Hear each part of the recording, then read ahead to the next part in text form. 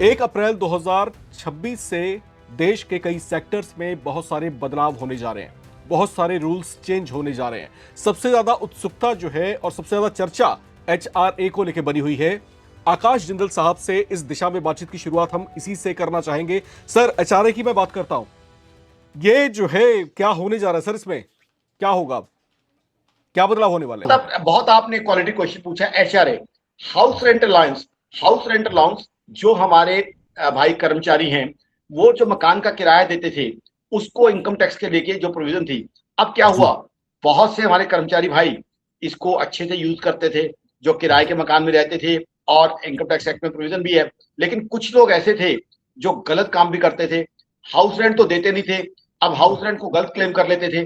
तो ऐसे लोग जो 2 नंबर का काम करते थे, उनके लिए उनके अगेंस्ट तो एक्शन लेना जरूरी था। तो अब सिस्टम इतना बढ़िया बना दिया गया है कि एचआरए आपका तब अलाउ होगा जब एक तो मकान मालिक का पैन नंबर देंगे आप, यानी लैंडलॉर्ड का, क्योंकि लैंडलॉर्ड का पैन नंबर देंगे आप तो लैंडलॉर्ड के पैन में भी वो रिफ्लेक्ट करना चाहिए।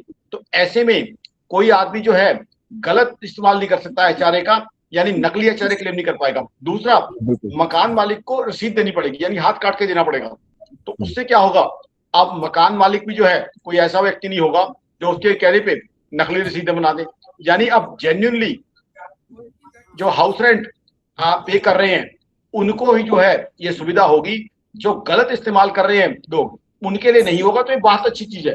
अब हाउस रेंट जो लोग घर मकान किराए पे लेके रह रहे हैं, एम्प्लॉय हैं, उनके लिए प्रोविजन ठीक होगी। लेकिन जो लोग इसका मिसयूज कर रहे थे, अब उनके लिए कड़ा दंड मिलेगा। ये बहुत जरूरी है।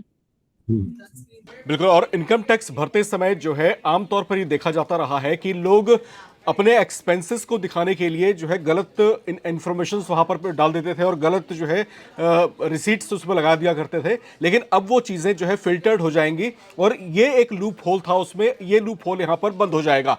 खैर, ये जो है अब एक बड़ा कदम सरकार की तरफ से उठाया गया है, बड़ा बदलाव है जो 1 अप्रैल से लागू होने वाला है। हम आगे चलते हैं। एक बड़ा बदलाव जो है एटीएम ट्रांजैक्शंस को लेकर के भी है। सर, क्या बदलने वाला है एटीएम ट्रांजैक्शन में, किस तरह की चेंजेस आ रहे हैं? ऐसा सुनने में आ रहा है कि आपके मोबाइल फोन पर जो है ओटीपी आएगी, उसके बाद ही आप आगे जो है पैसा निकाल सकते हैं। क्या होने वाला सर इसमें, आप बताएं।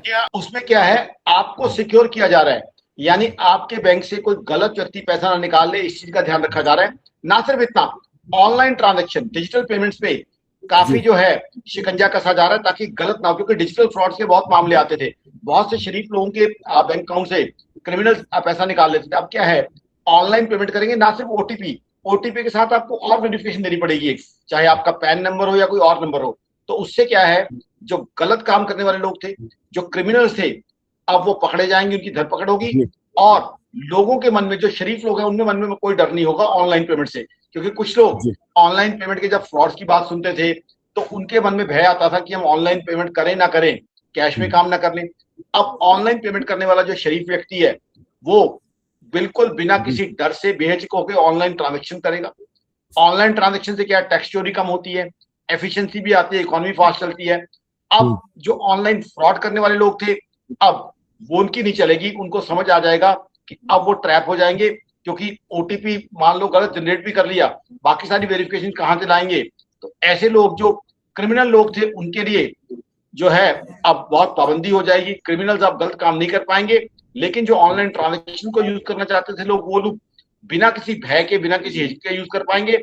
इससे उन लोगों का काम भी आसान होगा, टैक्स पेमेंट भी अच्छी होगी, क्योंकि ऑनलाइन ट्रांजेक्शन में टैक्स चोरी नहीं हो पाती, और देश की इकोनॉमी भी तरक्की करेगी।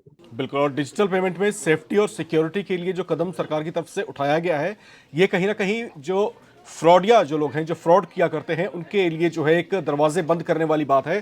खैर, अब बात करते हैं उस धातु की जिसकी चर्चा पिछले कई महीनों से लगातार हो रही है।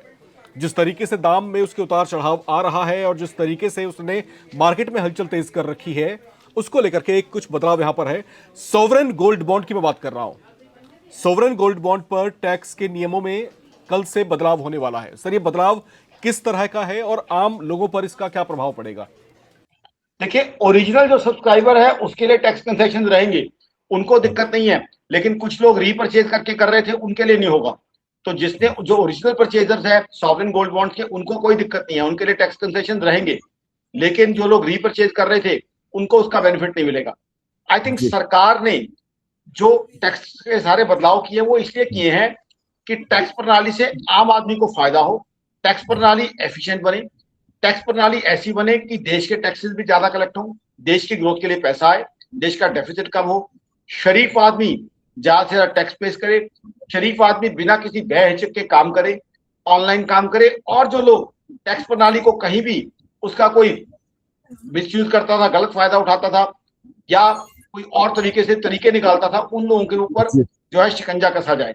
तो कहीं ना कहीं मेरे हिसाब से ओवरऑल जो है बहुत अच्छा है। हालांकि सॉवरेन गोल्ड फंड्स को लेके मेरी दो राय है कि जो बाद में परचेज करता उसको भी मिल जाना चाहिए था, बट कहीं ना कहीं ओवरऑल बहुत अच्छे जो प्रावधान रखे गए हैं, ये देश की जो टैक्सेशन का स्ट्रक्चर है, ये कहीं ना कहीं इसको अमेरिका या चाइना के लेवल पे ले जाएगा। और आज जब हम उनसे ज्यादा तरक्की कर रहे हैं तो हमारे टैक्सेशन स्ट्रक्चर भी उनके जैसे ही होने चाहिए। तो कहीं ना कहीं ये प्रधानमंत्री मोदी की सरकार की ये खूबी है कि ये देश को तरक्की देके 2047 तक एक विकसित भारत का सपना देखा है प्रधानमंत्री साहब ने हम सबके लिए। उस विकसित भारत के सपने की तरफ हम सबको लेके जा रहे हैं। साथ ही साथ प्रधानमंत्री साहब ने एक और ख्वाब देखा हुआ है, $5 ट्रिलियन इकोनॉमी। प्रधानमंत्री साहब चाहते हैं कि हम एक $5 ट्रिलियन इकोनॉमी बने। ये ख्वाब हमारे प्रधानमंत्री साहब ने हम सबके लिए देखा है। तो उस ख्वाब को, उस टारगेट की तरफ राष्ट्र बढ़ रहा है, और इस तरह के जितने भी चेंजेस हैं वो राष्ट्र को उस डायरेक्शन में गति देंगे, उस डायरेक्शन में वहां पहुंचने में गति देंगे। तो इंटरनेशनल स्टैंडर्ड्स, अंतर्राष्ट्रीय मानकों के अनुरूप जो है भारत सरकार अपने गतिविधियों में जो है परिवर्तन ला रही है, ताकि उसमें जो चेंजेस करके हम इंटरनेशनल स्टैंडर्ड्स के अकॉर्डिंग चीज़ों को चेंज कर पाएं, उसके अकॉर्डिंग हम मूव कर पाएं। सर, चलते चलते एक अंतिम सवाल आपसे और लूंगा। पैन कार्ड को लेकर के चर्चा है सर। पैन कार्ड वो डॉक्यूमेंट है देश के नागरिकों के लिए जो कई जगहों पर कई तरीकों से इस्तेमाल किया जाता है, और ये कंपल्शन है आज की तारीख में। तो पैन कार्ड के नियमों में किस तरह के बदलाव जो है होने वाले हैं 1 तारीख से, वो दर्शकों को थोड़ा विस्तार से बताएं सर। पैन कार्ड आपका सब कुछ रिफ्लेक्ट करेगा। पैन कार्ड आपका, समझ जाइए कि पैन कार्ड आपकी सारी एक्टिविटीज का लेखा जोखा आ जाएगा। कहाँ कहाँ आपने खर्चा किया, किस रेस्टोरेंट में आपने खाना खाया, एक लिमिट के बियॉन्ड पैसा पे किया तो पैन कार्ड में आ जाएगा। कहाँ से आपको इनकम आई वो पैन कार्ड में आ जाएगी। कहाँ आपने होटल बुक किया, कहाँ आपने टैक्सी बुक की, एक लिमिट के बियॉन्ड पैसा दिया तो आ जाएगा। कैश जमा किया तो आ जाएगा। यानी पैन कार्ड में आपकी जितनी फाइनेंशियल एक्टिविटीज हैं वो सारी समराइज हो जाएंगी। तो अच्छा है आपके लिए भी। इनकम टैक्स को अगर आपसे जानकारी मांगता है तो आसानी से दे पाएंगे कि देखिए जी, मेरा पैन कार्ड में तो सारी ट्रांजेक्शन रिफ्लेक्ट कर ही रही हैं, तो अब आप जो है आपको इनकम टैक्स के कंप्लायंस में ज्यादा काम नहीं करना पड़ेगा। लेकिन जो 2 नंबर का गलत काम करने वाले लोग हैं, जिनके लोग में जो है, जो काला धन का काला कारोबार करने वाले लोग हैं, जो देश के दुश्मन लोग हैं, उनके जब पैन कार्ड में सारा रिफ्लेक्ट हो जाएगा तो वो तो फंस जाएंगे। तो इसलिए ये जो काला धन का काला कारोबार करने वाले लोग हैं, अब वो बहुत जल्दी ट्रैप हो जाएंगे। और हम जैसे जो देशभक्ति के हिसाब से चलना चाहते हैं, जो लोग शराफत की भावना रखते हैं लोग, वो देश की तरक्की में बड़ा से बड़ा योगदान देंगे। और जब देश की तरक्की होगी तो हम लोगों की ऑटोमेटिकली तरक्की होगी। लेकिन अब ये जो काला धन का काला कारोबार करने वाले लोग हैं, इनकी तरक्की नहीं, ये देश की जेलों में भरे जाएंगे। अब देश की जेलें इन काला धन के काला कारोबारियों का इंतजार कर रही है। सर, आपकी सारी बातें सुनने के बाद जो है मुझे ये समझ में आ रहा है कि अब जो परिवर्तन होने जा रहा है 1 तारीख से, कहीं ना कहीं सरकार ने कंडीशंस ऐसी बना दी हैं, हालात ऐसे बना दिए हैं कि आप हिडन एक्सपेंसेस या हिडन अर्निंग्स नहीं कर सकते हैं। सब कुछ जो है ट्रांजैक्शंस में आएगा, सब कुछ फिल्टर होगा, और अगर कोई व्यक्ति गलत तरीके से गलत चीजें करने की कोशिश करता है तो तुरंत जो है पकड़ में आ जाएगा। तो 1 तारीख नए फाइनेंशियल ईयर की शुरुआत जो है वो जो है कुछ बड़े परिवर्तनों के साथ होने जा रही है।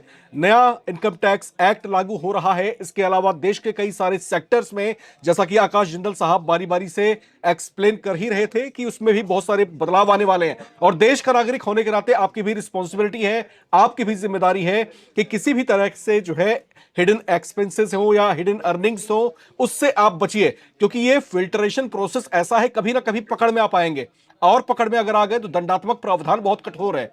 तो आप ईमानदारी से जिए, देश तरक्की कर रहा है, उसमें आप भी भागीदार हैं, और आपकी भागीदारी उसमें जानी चाहिए। आकाश जिंदल साहब देश के जाने माने अर्थशास्त्री हमारे साथ बने हुए थे। सर, आपके एक्सपर्ट कमेंट्स और हमारे दर्शकों के मार्गदर्शन आपने जो दिया उसके लिए आपका बहुत बहुत शुक्रिया सर। बहुत बहुत धन्यवाद। सभी को मेरा बहुत बहुत नमस्कार, प्रणाम। नमस्कार।